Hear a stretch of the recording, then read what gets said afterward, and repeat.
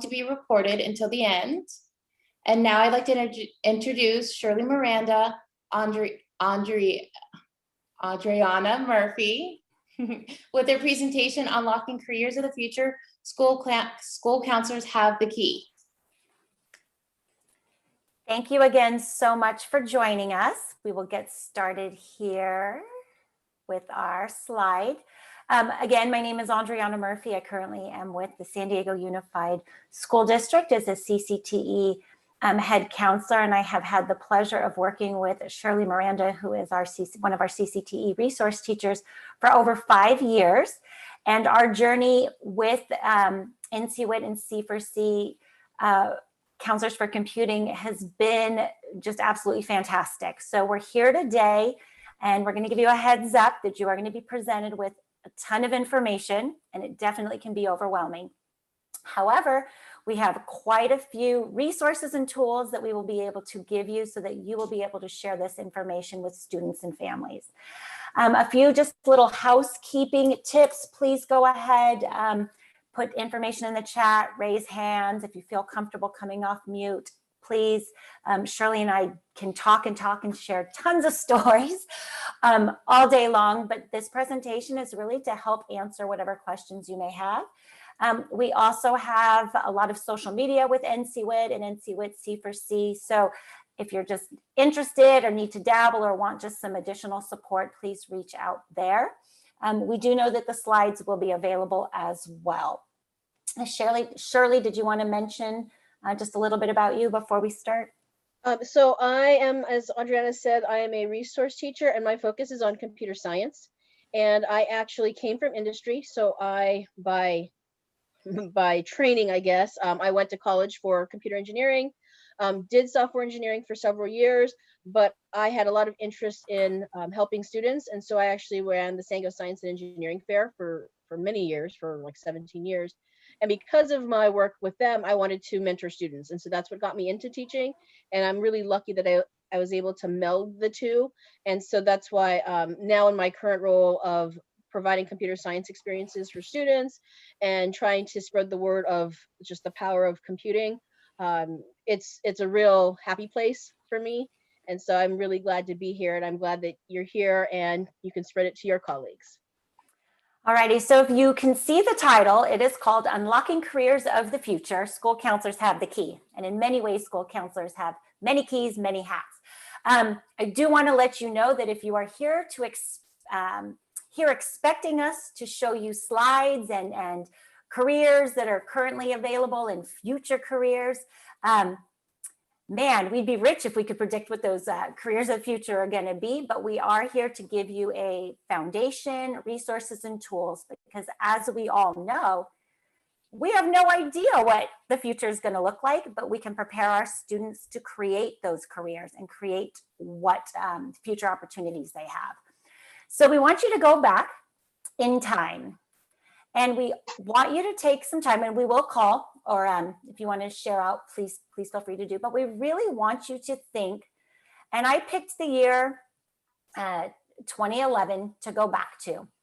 If my future self right now, my present self, with all the things I know and all the resources and tools I have in terms of what's available to me, lifestyle, eating, everything, all these technological advancements, if you told me 10 years ago that the things we currently have would be available, there's no way I would believe you. So we want you to think, and Shirley and I are each just going to share some stories, but we really want you to think, what is something we now use that has changed since you were younger or in years past? One example that Shirley and I were giggling about was 10 years ago, I had at the time a 3-year-old and a 1-year-old. And I decided to go on a walk, put 2 kids in the stroller, and I went 10 years ago to Blockbuster Video, where I was excited to exchange 2 DVDs for 2 new ones to go home and watch a movie. I also, and the reason I did that was because my Netflix DVDs that came on the mail were not available for me when I needed them. There's no way 10 years ago you would have ever been able to change my mind that I would never need to go to a Blockbuster. My kids will never know what Blockbuster is. they don't even know what a DVD is. And maybe those will become obsolete in our cars. One car that I have has a DVD player with only 5 DVDs that my children have watched, you know, a bazillion times, because of the only 5 I now own. And I think we can find an instance in every single thing we do, see, touch, smell, where nobody could have imagined. Shirley, do you want to share something? Yeah, I think back, you know, we always tell each other, and we try to tell kids that we're preparing them for this future job that we don't know what they are yet, right? And for me, I make it very personal in my mind by saying or realizing that when I went to college, I went to college in the 90s. So I got into college in 92 was my first year.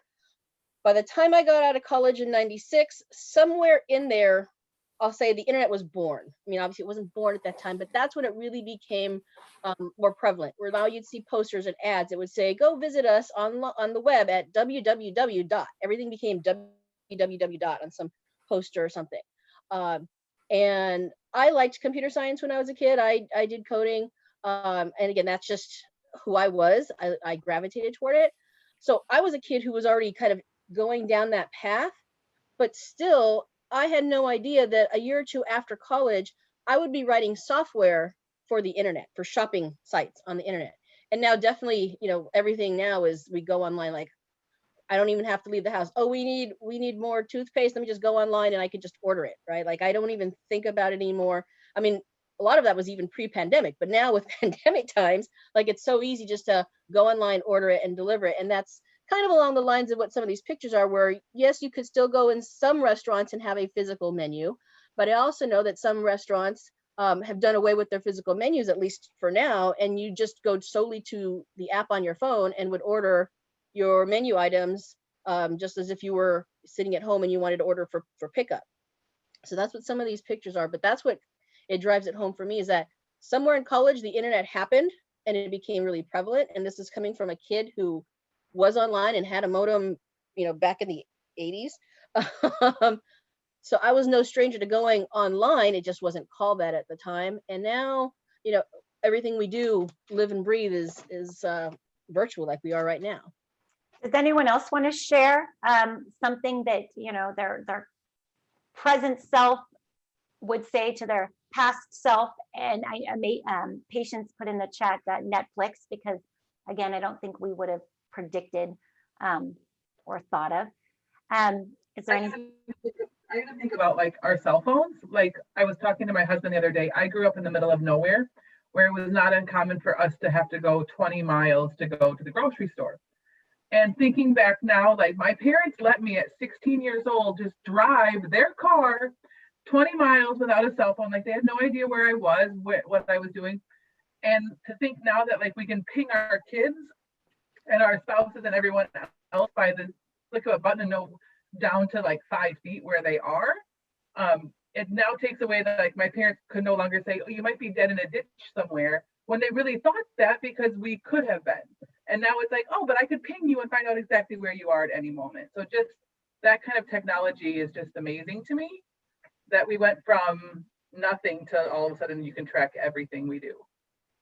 Oh my gosh, thank you so much, Patience. So putting on now our counselor hat, our educator hat, the way we do post-secondary education and the way we ask students and kids, what do you want to be when you grow up? And what are some jobs you want to do? We're still very maybe dated with the typical lawyer, doctor, educator, carpenter, auto mechanic. And it's very hard for a lot of families and adults and educators to think, how do I educate and how do I help a student pick something that hasn't even been created yet? How do I tell them that they could still work in the medical field, but don't have to be a doctor? How do I tell them they can still work in whatever industry they want and do what they love and create, develop opportunities and change the world essentially? How do we do that? And that is a hard question, and I don't have the magic answer, but through our presentation, we're going to provide you with enough information to really set that foundation and help guide students and say, it's okay to be uncertain of what we're going to do, but we're going to prepare you with tools to be successful, and no matter what you choose. All righty, moving on just a little bit about NCWIT, as I'm going to read directly from this slide. It is a nonprofit community founded in 2004 with the support from the National Science Foundation. So we convene, equip more than 1,000 change leader organizations. So there are so many additional groups that belong to this. And it's really to drive and educate all of those in this computing world that we're in. Next slide. Counselors, we're critical in everything. And I love when we do get invited to the table. So this is huge.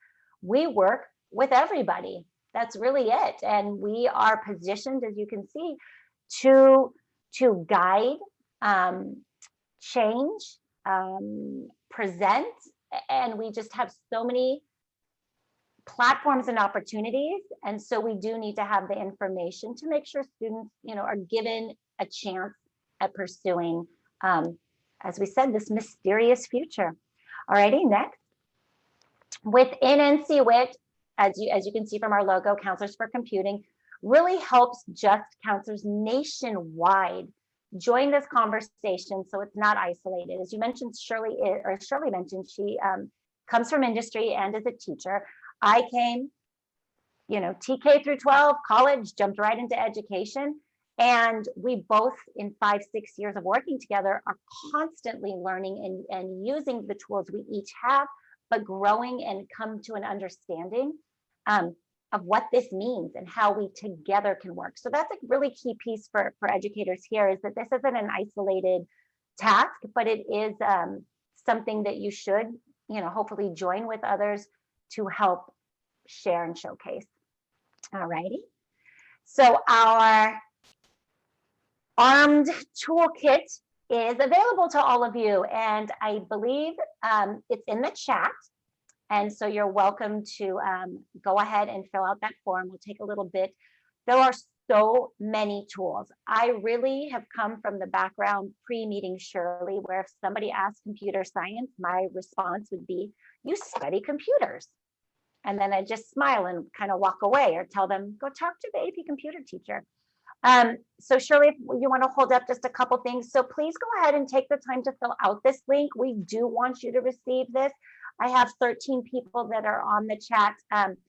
So if you do have, another colleague, if you can go ahead, I believe you have to fill out the form, today, essentially.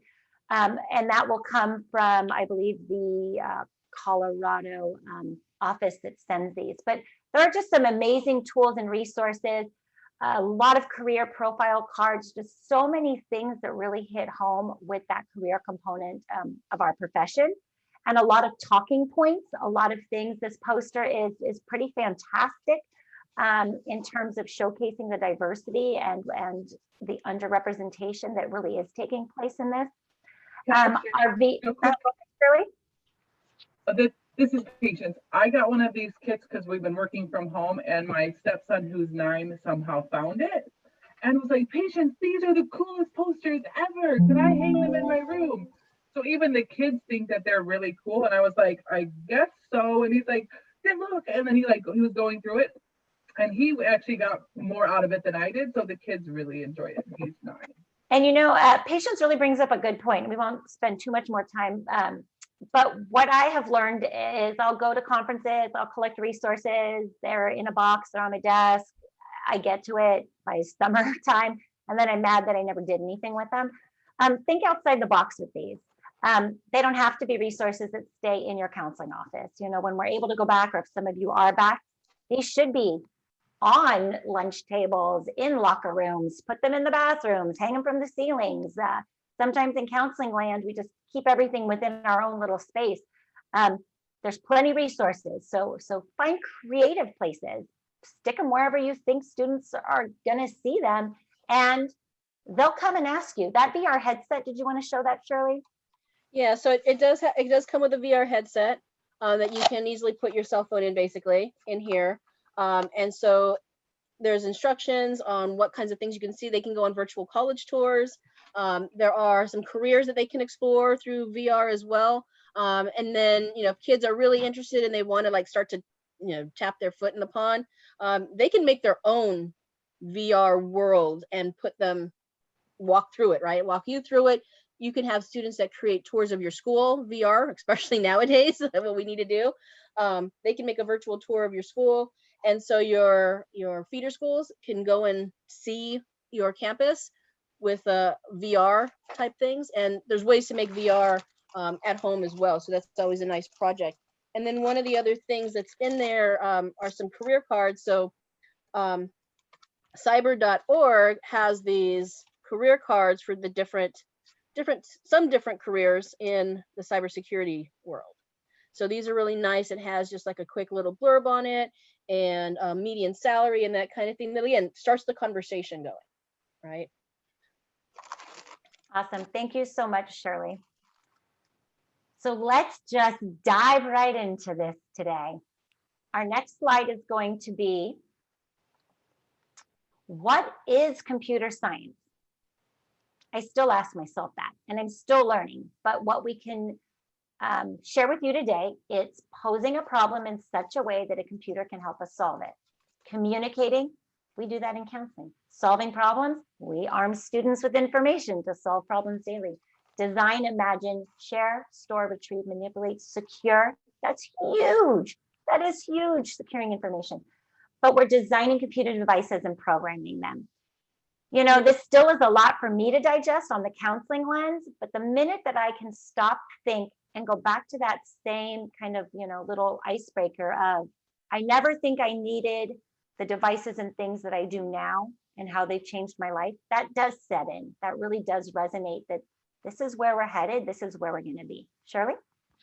And if you think about any industry, basically has this, right? Any industry is sharing data, retrieving data, manipulating, and they have to secure their information. So, these points here are for every industry. It doesn't matter whether there's no such thing as a pure computer industry, because it's what we call CS plus X. And it's kind of one of these posters where it was like computer science plus social justice, computer science plus, medicine and health, that it lives and breathes in every aspect. And, we may not have thought of it before, but if you think about it now and where we've been living the last 10 months, we all have been doing that. As educators, you have, in our district, we have Power School, and you may use that, you may use other platforms, but you are interacting with the computer. And if you have an interest in education, like I'm the person, because of my background, I'm like, somebody clearly did not design this with educators in mind. Like that communication was lost because somebody over here said, oh, we need to make something for education. Oh, what are they going to keep track of? Name, email, date, but they don't keep track of other information, of even realizing that I really want to be able to maybe access better and change better, even as a teacher, to say, oh, this is the best point of contact on these days, maybe because mom is watching the kid, has custody of the kid on these days or these weeks, or being able to keep track of those things. They weren't talking to the people in the trenches. They had no idea what the trenches were. They were just told by somebody else, oh, keep track of this data, and they couldn't provide it in a way that makes it easy for us to interact with, because they weren't us, right? So if you have students, people in the industry that have that background in that other, right, that plus X part, marine science, education, law, whatever it is, and then they meld the two, that's that superpower. So we're going to jump into a video, but before we show it, just want to let you know that it is 5 minutes, but I promise it is a fantastic 5 minutes. And just to kind of lead in and piggyback on what Shirley was saying, I'm now a lot more attuned to computer science and day-to-day and how our world is changing. And I recently stumbled upon a new movement in the fashion industry. Before, it was runway models. You had to fit the profile, you had to fit, what those agents wanted or agencies wanted. And Fashion Week in Paris and Milan were big deals, and humans were sought to walk that runway. A designer recently scrapped all humans from the runway and used drones to fly high-priced handbags down the runway. And if you told me that a year ago, I wouldn't even have believed you. So you no longer are using models, you are actually using folks that have drone flying license, folks that have the ability to operate that equipment. Drones are changing the world. The way we use them is changing the world. So please, take a minute with this video to really see and hear how almost every career pathway program, as Shirley said, has that computer component to it.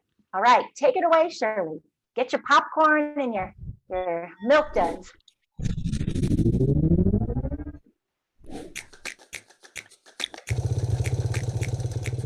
I think 19th century was about the Industrial Revolution, about electricity, about disrupting the agricultural society and making it more advanced. The 20th century was about physics and engineering to do more things easier in our everyday life, from refrigerators to washing machines. How convenient. And the 21st century is definitely the digital age. It's the internet.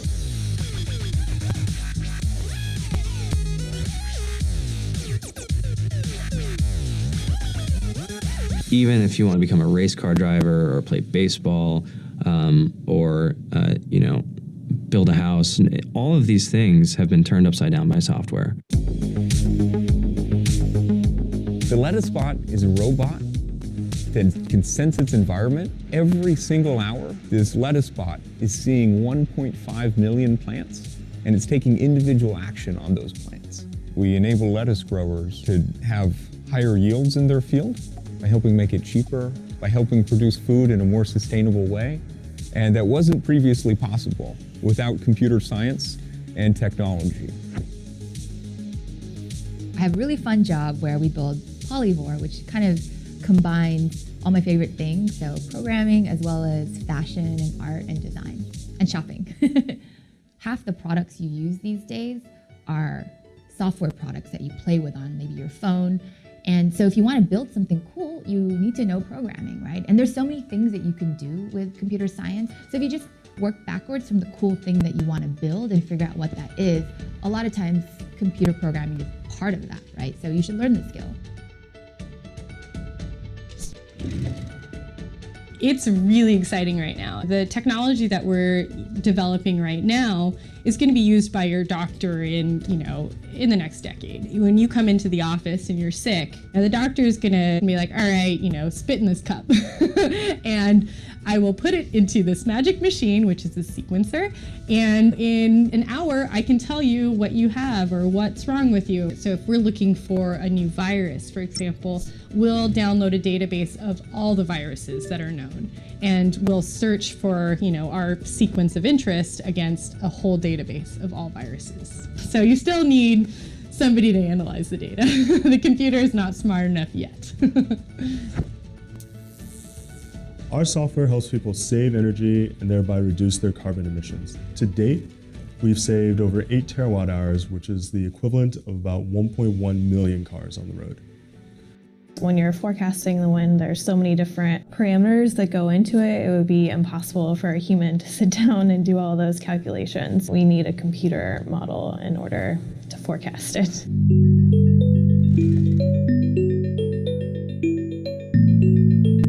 I write software which scans images, looking for bad images that we know are illegal. I work very closely with organizations like the National Center for Missing Children. I know that the work that we've done has impacted the life of people. And I feel very strongly about it because there's a lot of social problems right now that could really leverage the use of technology. It's a lot about empowering the people who are there helping the world by giving them the tools to be able to do better. That's something that we can do right now, and the tools available are huge.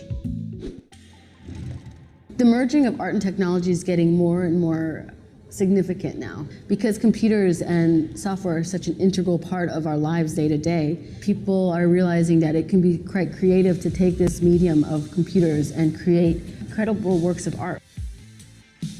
In Finding Nemo, when Crush and Squirt and all the friends are flying through the East Australian Current, you're seeing images of water flowing by, you're seeing the colors on the back of the turtle, you're seeing the sides of the fish. All of those things are generated through math and computer programs that we write, that we then give to the artist, and they take that to create that final image and tweak it and make it look beautiful and look fun. The crux of it is really about invention. It's about looking at the world and being dissatisfied with things and questioning everything. I always felt like if I didn't learn how to program, it would be like not learning how to read. You know, the future would just be closed to me.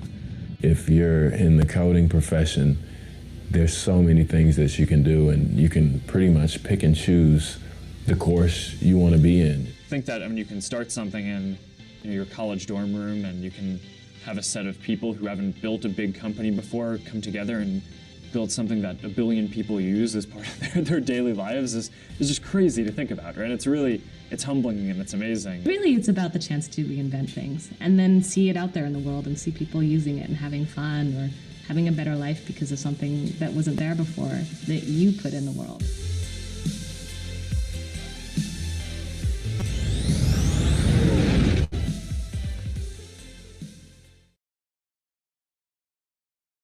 One of the things when we've shown this to students is, you know, and this is going to go to our mentee here too, is what do you think students are most intrigued by? And is that one of our questions? Okay, so I don't want to give away the answer. Do you want to explain mentee?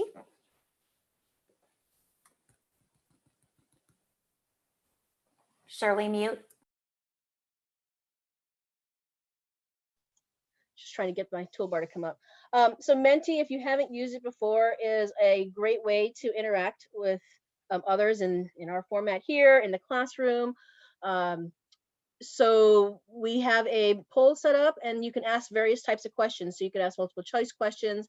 I've used it in the classroom where I've asked multiple choice questions, just their thoughts on what they thought were, examples of technology around them. So you can have like word clouds and bubbles and stuff like that. So there's all sorts of different formats in which you can ask questions.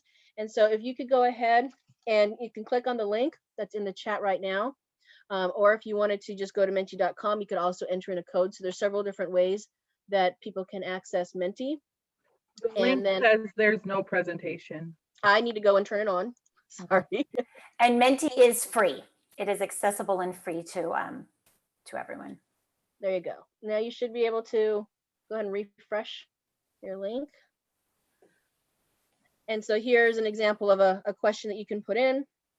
And we can see as people are responding what you guys are thinking.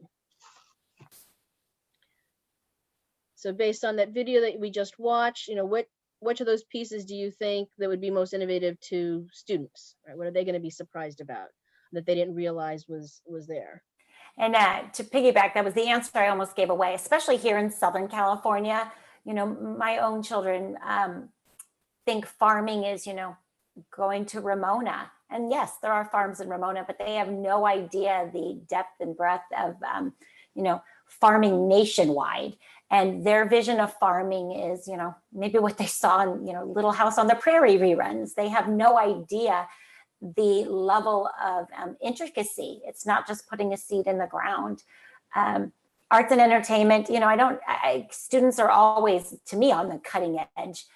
We mentioned fashion, but the role medicine now plays. You don't have to physically go into the doctor now. You can get kits, swab your mouth at home, telemedicine, and energy. I mean, we've talked about solar energy. We know about solar energy, and now look at the explosion of, something as solar cars. And I mean, maybe solar cars are coming, but solar panels and smart cars and stuff, and public safety. Drones, I'm telling you, are huge in terms of being certified. So many fire, law enforcement are using drones now to go to calls because you can get there essentially faster without any traffic. So there will be some huge careers and jobs, exploding here in the next couple of years. Alrighty, next. So based on, again, that video, now what was innovative to you? So you, or what you would feel that families, if you shared this video with families, what would they be surprised and feel was innovative, right?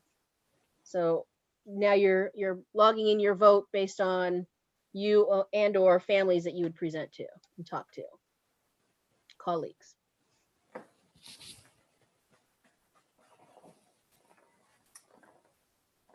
Okay, so, oh, good. 1, 2. Maybe I gave too many answers ahead of time. All righty. All right, let's move on. Okay. All righty, so we're going to jump into some heavy content for a little bit, but it's how do these worlds merge? How do we have the industry teacher component merge with the counseling component? Are they separate? Absolutely not. So Shirley will go ahead and speak on a couple of these. Yeah, so I just want to kind of bring up, one of the key terms that's coming out now and popular keywords is computational thinking. And so like really, what does that mean, right? We've heard critical thinking, and it's very similar to that, problem solving. But again, it's just another way to kind of hone in what we're talking about. And so we're talking about the decomposition. We break down a problem into smaller parts, right? So, maybe we were planning a trip before the pandemic hit, right? And so what do you got to do when you're going to plan that trip? Well, I got to figure out what works for my schedule, my husband's schedule, my daughter's schedule, right? What's going to work with that? Where are we going to stay? All right, well, we picked a city. Now, where are we going to stay within that city? And start to bring out smaller problems. What am I comparing? Even the parking prices for the hotels on top of everything, right? Like, what are the smaller things that I want to focus on? So I got to decompose the problem. And then pattern recognition. Sometimes when we're doing things, we try to find those patterns so that we can use that to solve things easily, right? My daughter she's starting to learn, she's in 1st grade. And so there's certain things she's like, oh, I see a pattern here. And it's great when I hear her like actually say, there's a pattern here, because at least she's starting to see those similarities. She's trying to find differences, and she's applying patterns that we've learned before to now. Now, if you think about, I'm going to tie in something like artificial intelligence just really quickly, and machine learning. We have this idea because of Hollywood of what machine learning is and what artificial intelligence is. But to boil it down, one of the things that I found was really nice and clear way to do it is that, if you have ever had a little kid in your life, whether that's your own, a niece, a nephew, cousin, whatever, right? If you think about a little kid, little kids don't know what a dog looks like. Like, they don't know what a dog is. They don't know the word dog yet, right? They can identify it.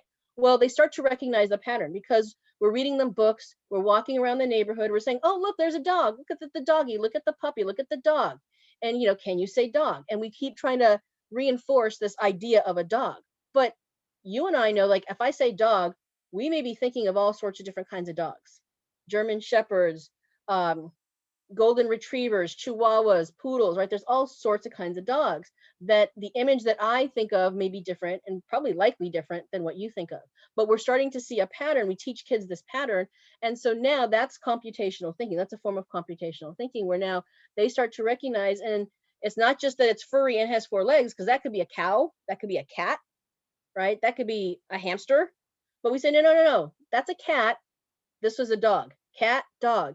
And we start to have that pattern recognition. And it, again, just builds from there, from what we do as we get older, right? Then we have abstraction. So we're trying to really think about what's important and filter out anything that's unnecessary. And again, these pieces are prevalent in any industry. So you guys do it as counselors, right? So you want to say, okay, forget about what's really frustrating you right now. Like, what's really the issue? The issue is that I had a big fight with my mom, and had nothing to do with my English teacher in the classroom or the kid sitting next to me. My problem is that my mom and I had a fight because whatever, right? So we filter out whatever is a distraction and really focus in on what's important. And it's the same sort of thing, because there's just so much data, right? So much information and so much input that a kid can have that you're like, okay, let's set this aside. Let's set that aside. That's not really the issue. Let's not take that into consideration right now. So again, these are skills that we are doing in all aspects of our life. Algorithms are basically a way to do things, right? So a recipe is an algorithm. Brushing your teeth. We all have a way to brush our teeth. That's an algorithm that we've been taught, right? So again, that step-by-step set of instructions, can it vary between one person and another? Sure, right? I like to wet my toothbrush before I put toothpaste on, and then wet my toothbrush again.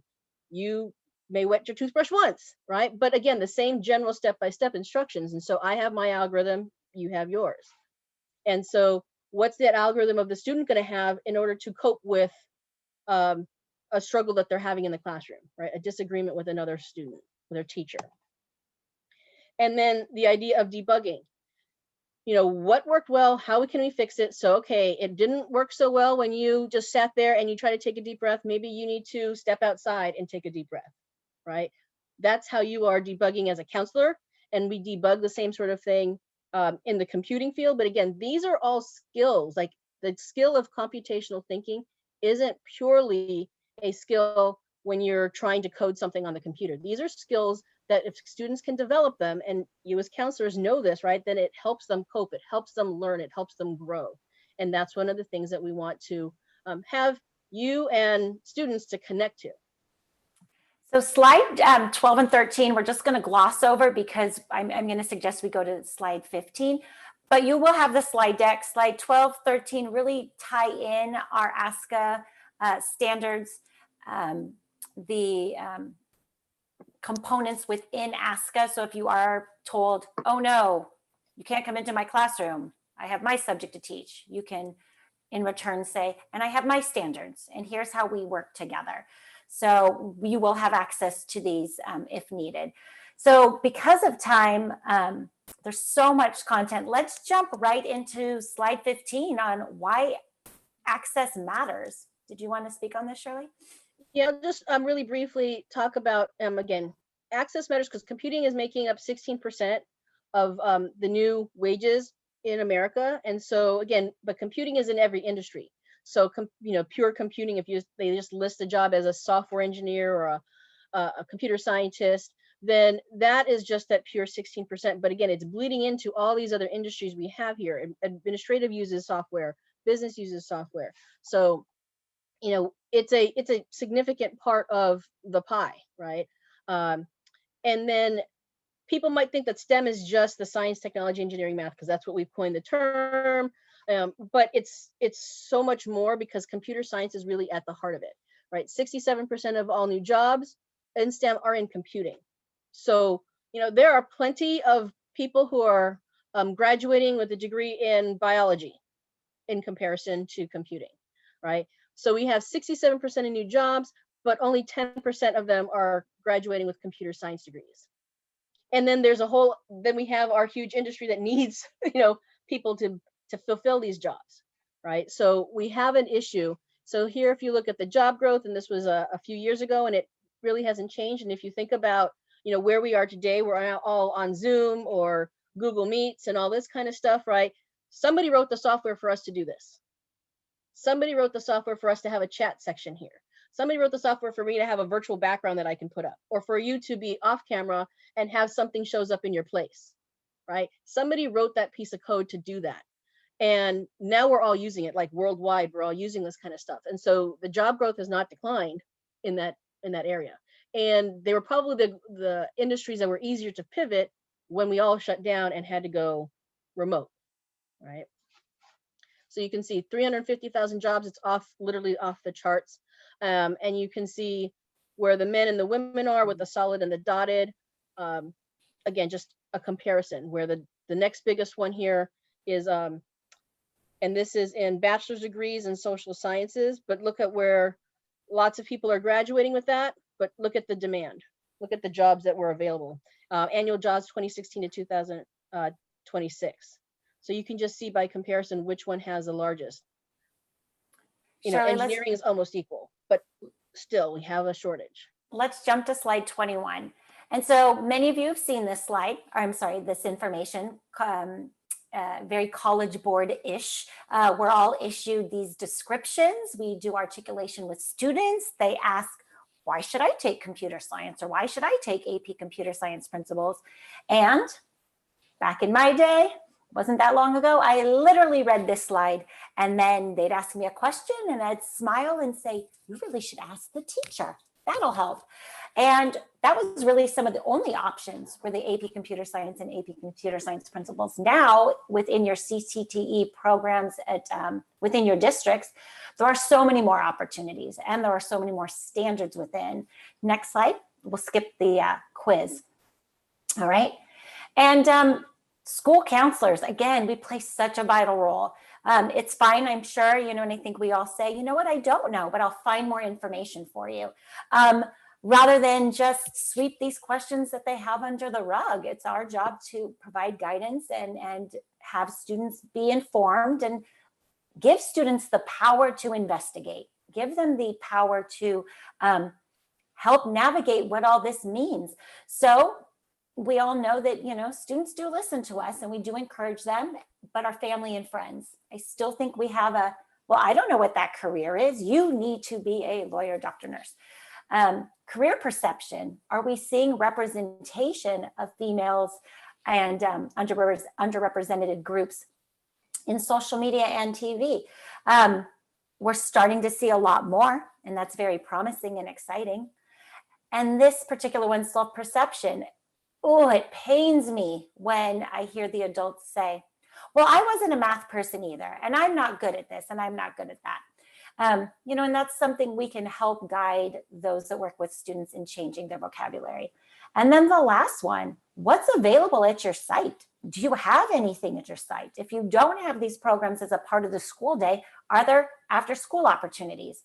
If you don't have anyone on board to take on this opportunity, what does the community have? Right now, our San Diego libraries are having monthly events free. Students can pick up toolkits and packets and do Zooms outside of the school day. So they are there and you don't have to jump into anything massive and big, but start small. Maybe it's just having your high school class group teacher, whatever that may be, speak to your middle school students. Your middle school students, reach out to your elementary. Everyone's got a buddy somewhere in the school district. Start there, all righty?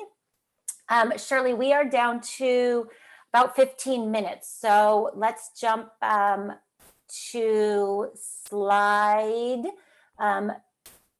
25, I think. And then, and we do bring this up, and this is something that, it will take us time to work together, but it's really, we seem to say, attaboy. We do have the good girl, statements that go out, but we really need to figure out a way to encourage females, those identify as females, that this is not a male-dominated career. This is an everybody career, and they all have an important contribution to it, and they can all do amazing things with it, whatever they choose to pursue. Alrighty, so we're very proud to have a San Diego high school. I want to bring up one more thing with encouraging and self-perception and along those lines of representation. So I was recently on a Zoom call with somebody, and basically they had said that, the little pulse ox monitors that they would put on your finger when you go to the doctor, that a part of the issue of are people of color who are suffering a lot from COVID is likely because when they put that pulse ox machine or thing on their finger, sensor on their finger, because the skin color is darker, and I know I've tried it before myself, because my skin color is darker, it reads different on me than it would on a lighter skinned person.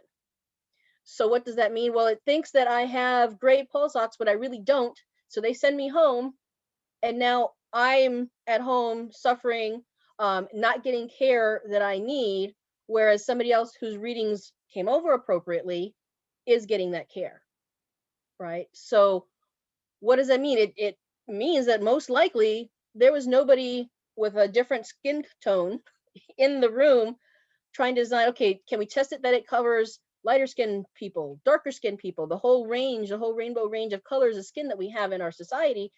Is that being taken into consideration?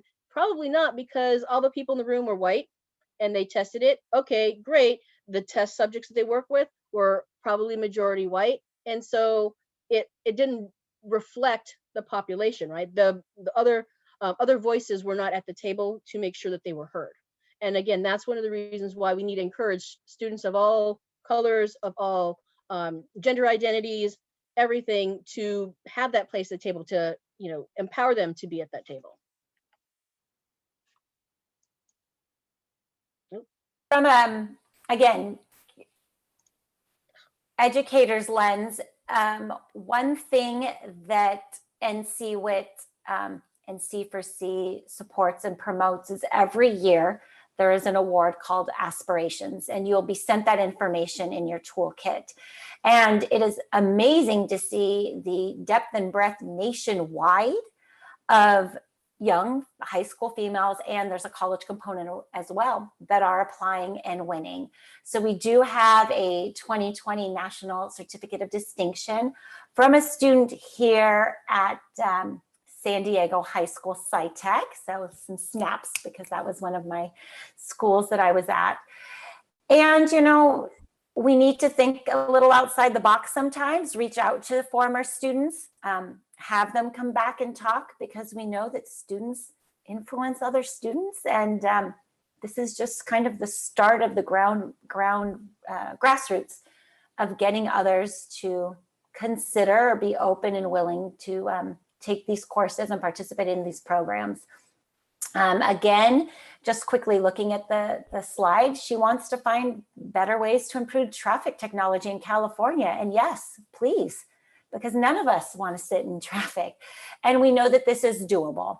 All righty, we'll jump into the next slide. In terms of career perception and academic exposure, all of this just meshes so well together. So we're going to play a little video, because this isn't just a high school thing. This isn't just a middle school thing. This is what we call, you know, preschool to gray, as they call it, gray hair. But this is an everybody thing. And there's really no age where you have to start or end. All right, Shirley? This is my butterfly life cycle. It starts as a egg. Here it goes as a larvae.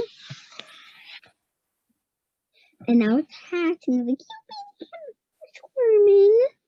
And now it's a caterpillar. A really, really cute caterpillar. And it's dying, now it's crystallizing. And now it's going to start to be through. It's not trying to hatch. Now it's going to fly away any time now. That is my butterfly code. It's the butterfly life cycle. That's the name. That's what my name is. So here, coding is important because coding is everywhere. TVs have code, computers have code, phones have code. Everything around us is mostly coding. Even games are coded. Even though they're toys, they're made by code. Yeah. Everybody should learn how to code, and it's okay to make mistakes because we learn from them. What do they say? From the mouths of babes, sometimes our youngest students can drive home a message better than our most educated adults. All righty, moving on. This is my butterfly life cycle. It's an encore. All right. So again, you know, presenting small groups, individual, community, parents, students. The reality is technology is everywhere, period. I mean, we've touched upon it. It's not going away. And in terms of gaining access to classrooms and having subject matter say, nope, what you're doing doesn't pertain to my students, or what you're going to teach doesn't pertain to my curriculum. The reality is it does. And we have state standards, national standards, where computer science and this type of information is, if not already embedded, will be embedded. So we are going to be, as school counselors, needing to have really strong foundations on how to further educate those, again, about this mysterious future, but students can be, really well prepared to enter it. All righty. One of the, I guess, really last slides before we go to Q&A is going to be, if we can get ourselves as a society to move away from the question, what do you want to be when you grow up? If we can pause on that and reframe it.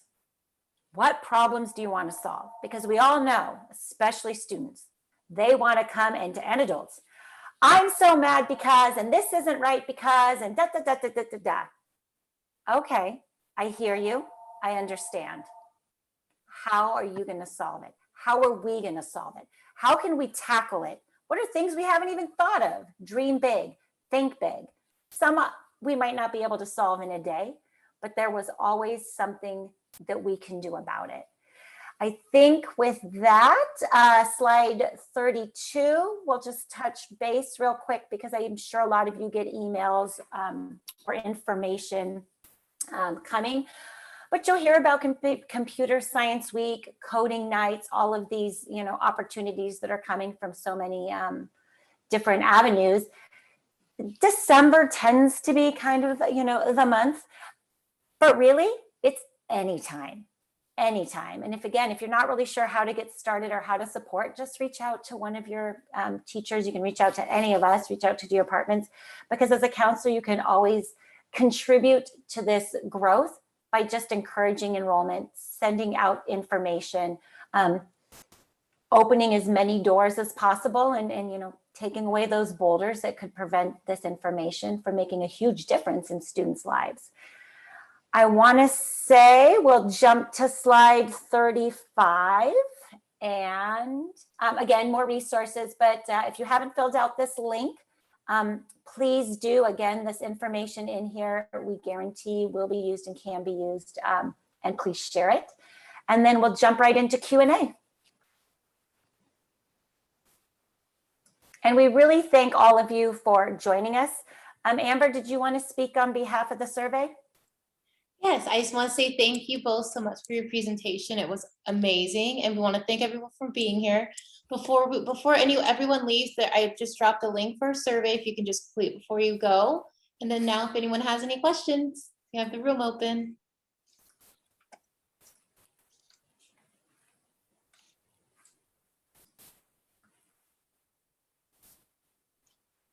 So I will say that, if anybody is in San Diego Unified, again, I run computer science experiences for students in our district. So please feel free to reach out to me. If you're not in San Diego Unified, please reach out to me, because then I can give you ideas for what you can do. Things that are free, things that if you have a budget to do stuff, who knows in this day and time, sometimes, principals are like, oh, we have money we got to use. So let's try to do something that's obviously meaningful and impactful for our students. But I've done experiences where it doesn't cost anything. I've done it remotely. I've done it with TK remotely.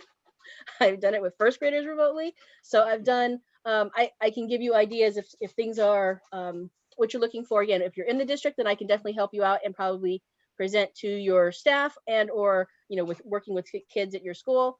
If you're not in the district, then I'm more than happy to share resources and to give a lot of tips and pointers.